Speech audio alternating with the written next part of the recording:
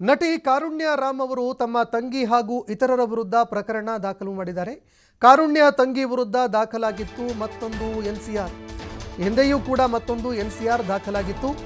2025ರ August 11ಕ್ಕೆ ಒಂದು NCR ದಾಖಲು ಮಾಡಿದ್ರು ಕೆಂಗೇರಿ ಪೊಲೀಸ್ ಅಧಿಕಾರಿಗಳು.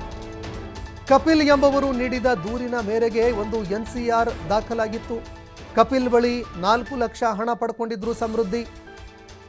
ಕೇವಲ 2 ತಿಂಗಳು ಮಾತ್ರ ಸ್ವಲ್ಪ ಹಣ ಕೊಟ್ಟಿದ್ರು. ಆದರೆ ಉಳಿದ ದುಡ್ಡು ಕೇಳಿದ್ರೆ ಪ್ರತಿ ಬಾರಿ ಸಬೂಬು ಹೇಳ್ತಾ ಇದ್ರು ಅನ್ನೋ ಮಾತುಗಳು ಕೇಳಿಬರ್ತಾ ಇದೆ. ಇದರಿಂದ ಬೇಸತ್ತು ಕಪಿಲ್ ಎಂಬವರು ದೂರು ದಾಖಲು ಮಾಡಿದ್ರು. ನನ್ನ ಹಣ ಏನಿದೆ ಅದನ್ನು ವಾಪಸ್ ಕೊಡಿಸಿ ಅಂತ ದೂರು ಕೊಟ್ಟಿದ್ರು. ಅದೇ ಸಮೃದ್ಧಿ ನೀಡಿದ್ದ ಚೆಕ್ ಕೂಡ ಬೌನ್ಸ್ ಆಗಿತ್ತು. ಹೀಗಾಗಿ ಕಪಿಲ್ ಸಮೃದ್ಧಿಗೆ ಹಣ ನೀಡಿದ್ದ ದಾಖಲೆಗಳು ಕೂಡ ಲಭ್ಯ ಆಗಿದೆ. ಪ್ರತಿದಿನ ಸಮೃದ್ಧಿಯ ಹೊಸ ಹೊಸ ವಿಚಾರಗಳು ಈಗ ಬಯಲಿಗೆ ಬರ್ತಾ ಇದೆ.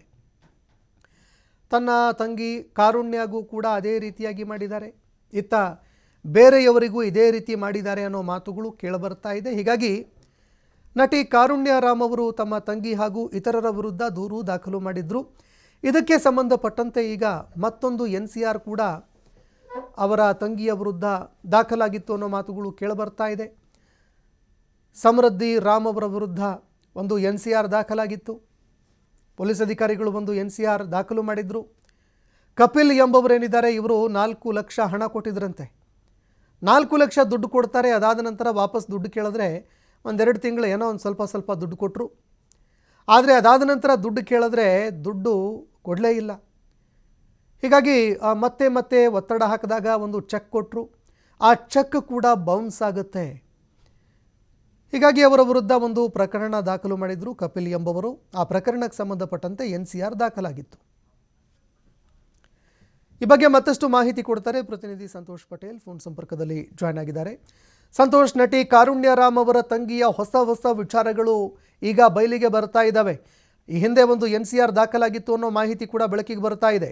ಸದ್ಯಕ್ಕೆ ದಾಖಲಾಗಿರುವಂತಹ ಪ್ರಕರಣ ಏನಿದೆ, ಅದರ ಸ್ಟೇಟಸ್ ಏನಿದೆ, ಎಲ್ಲಿಗೆ ಬಂತು ತನಿಖೆ? ಮತ್ತೊಂದೆಡೆ ಈ ಹಿಂದೆ ಯಾವೆಲ್ಲ ಪ್ರಕರಣಗಳು ದಾಖಲಾಗಿತ್ತು, ಈ ಬಗ್ಗೆ ಮತ್ತಷ್ಟು ಮಾಹಿತಿ ಕೊಡೋದಾದ್ರೆ. ಸಂತೋಷ್, ಕಾರುಣ್ಯ ರಾಮ್ ತಂಗಿ ಏನಿದ್ದಾಳೆ ಆಕೆಯ ವಿರುದ್ಧ ಪ್ರಕರಣ ದಾಖಲಾಗಿರುವಂತದ್ದು ಬೆಳಕಿಗೆ ಬಂದಿರುವಂತದ್ದು ಕಳೆದ ಆಗಸ್ಟ್ ನಲ್ಲಿ 2025 ಕೆಂಗೇರಿ ಪೊಲೀಸ್ ಠಾಣಾ ವ್ಯಾಪ್ತಿಯಲ್ಲಿ ಒಂದು ಎನ್ಸಿಆರ್ ಕೂಡ ದಾಖಲಾಗಿತ್ತು. ಕಪಿಲ್ ಎಂಬುವರ ಬಳಿ 4 ಲಕ್ಷ ಹಣ ತೆಗೆದುಕೊಂಡಿದ್ದಂತೆ ಏಕೆ ಅದನ್ನ ವಾಪಸ್ ಕೊಟ್ಟಿರಲಿಲ್ಲ. 2 ತಿಂಗಳ ಕಾಲ ಒಂದಿಷ್ಟು ಹಣ ಅಂತೇಳಿ ವಾಪಸ್ ಕೊಟ್ಟಿದ್ರು. ಮತ್ತೆ ಯಾವುದೇ ರೀತಿಯ ಹಣವನ್ನು ಕೂಡ ವಾಪಸ್ ಕೊಟ್ಟಿರಲಿಲ್ಲ. ಹೀಗಾಗಿ ಹಣ ಪ್ರತಿ ಬಾರಿ ಕೇಳಿದಾಗ ಕೂಡ ಒಂದೊಂದು ಸಬೂಬನ್ನ ಹೇಳ್ತಿದ್ಲು ಅನ್ನೋ ಕಾರಣಕ್ಕಾಗಿ ಇದಕ್ಕೆ ಸಂಬಂಧಪಟ್ಟ ಹಾಗೆ ದೂರನ್ನು ದಾಖಲು ಮಾಡಿರ್ತಾರೆ. ದೂರಿನ ಸಂಬಂಧ ಅಲ್ಲಿ ಎಫ್ಐಆರ್ ಕೂಡ ಅಂದ್ರೆ ಎನ್ಸಿಆರ್ ಕೂಡ ದಾಖಲಾಗುತ್ತೆ. ಸೊ ಎನ್ಸಿಆರ್ ದಾಖಲಾದ ಬೆನ್ನೆಲ್ಲ ಹಾಕಿ ಕೊಟ್ಟಿದ್ದ ಚೆಕ್ಗಳು ಕೂಡ ಬೌನ್ಸ್ ಆಗಿರುವಂತದ್ದು ಬೆಳಕಿಗೆ ಬಂದಿರುವಂತದ್ದು. ಇದಕ್ಕೆ ಸೂಕ್ತವಾದ ಕೆಲ ದಾಖಲೆಗಳು ಕೂಡ ಪತ್ತೆ ಆಗಿದೆ. ಸೊ ಸದ್ಯ ಈ ಬಗ್ಗೆ ಕೂಡ ಕೆಂಗೇರಿ ಪೊಲೀಸರು ಪ್ರಕರಣ ದಾಖಲು ಮಾಡಿಕೊಂಡು ತನಿಖೆಯನ್ನು ನಡೆಸ್ತಾ ಇರುವಂತದ್ದು. ಅಂದ್ರೆ ಒಂದೊಂದೇ ಪ್ರಕರಣಗಳು ಹಂತವಾಗಿ ಹೊರಗೆ ಬರ್ತಾ ಇರುವಂತದ್ದು. ಇನ್ನು ಕೂಡ ಪೊಲೀಸರು ಈ ಪ್ರಕರಣಕ್ಕೆ ಸಂಬಂಧಪಟ್ಟ ಹಾಗೆ ತನಿಖೆ ನಡೆಸಿ ಏನೆಲ್ಲ ವರದಿಯನ್ನು ಹಾಕಿದ್ದಾರೆ ಅನ್ನೋದು ಇನ್ನು ನಂತರ ಗೊತ್ತಾಗ್ಬೇಕಾಗಿರುವಂತದ್ದು. ಆದ್ರೆ ಹಿಂದೆ ಕೂಡ 4 ಲಕ್ಷ ಹಣವನ್ನು ಇಸ್ಕೊಂಡು ಅವರಿಗೆ ಕೊಡದೆ ಸಬೂಬು ಹೇಳ್ಕೊಂಡ್ ಬರ್ತಾ ಇರುವ ಹಿನ್ನೆಲೆಯಲ್ಲಿ ಈಗಾಗಲೇ ಎನ್ಸಿಆರ್ ಕೂಡ ದಾಖಲಾಗಿರುವಂತದ್ದು. ಸಂತೋಷ್, ಧನ್ಯವಾದಗಳು ಸಂತೋಷ್ ನಿಮ್ಮೆಲ್ಲ ಮಾಹಿತಿಗೆ.